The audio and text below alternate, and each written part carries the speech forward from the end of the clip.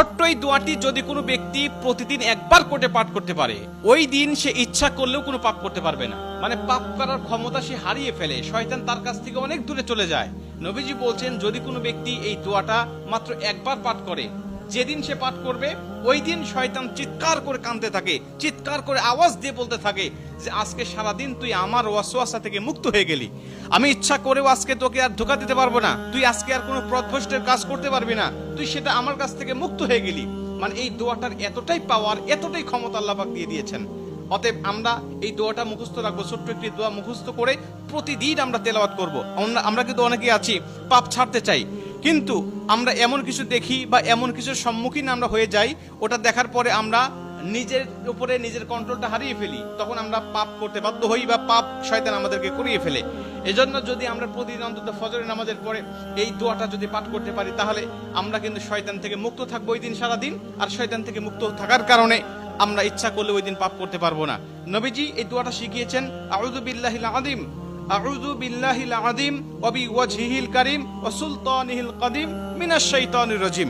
আমি আবারও দোয়াটা পাঠ করছি, যারা লিখে নিতে পারেন লিখে নেবেন, এবং প্রয়োজনে এটা ভিডিও আকারে যেহেতু এটা পাবলিশড হবে, আপনারা যারা ফেসবুকে দেখবেন আপনারা অবশ্যই এটা শেয়ার করে রেখে দিবেন টাইম লাইনে, প্রয়োজনে বারবার শুনে শুনে আপনি এটা মুখস্থ করে নেবেন। দোয়াটি হচ্ছে, আউযু বিল্লাহিল আযীম ওয়া বিওয়াজহিল কারীম ওয়া সুলতানিহিল কাদীম মিনাশ শাইতানির রাজীম।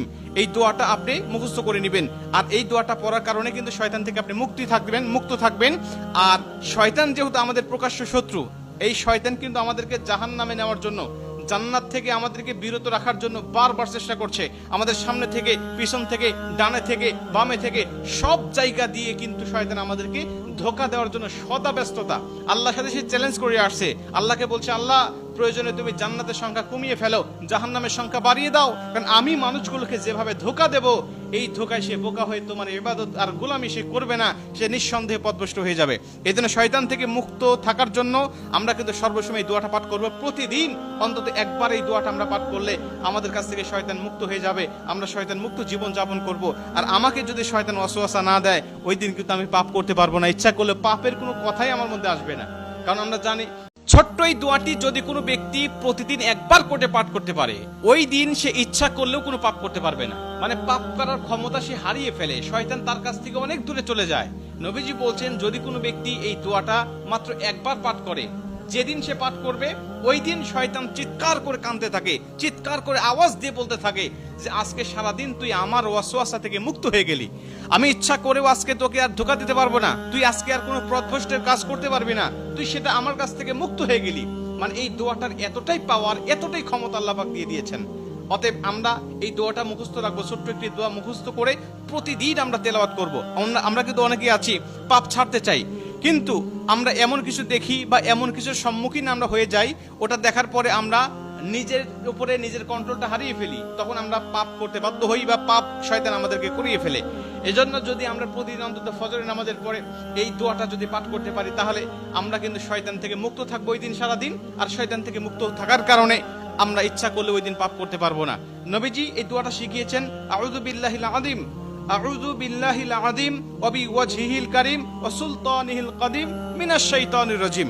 আমি আবারও দোয়াটা পাঠ করছি, যারা লিখে নিতে পারেন লিখে নেবেন, এবং প্রয়োজনে এটা ভিডিও আকারে যেহেতু এটা পাবলিশড হবে, আপনারা যারা ফেসবুকে দেখবেন আপনারা অবশ্যই এটা শেয়ার করে রেখে দিবেন টাইম লাইনে, প্রয়োজনে বারবার শুনে শুনে আপনি এটা মুখস্থ করে নেবেন। দোয়াটি হচ্ছে, আউযু বিল্লাহিল আযীম ওয়া বিওয়াজহিল কারীম ওয়া সুলতানিহিল কাদীম মিনাশ শাইতানির রাজীম।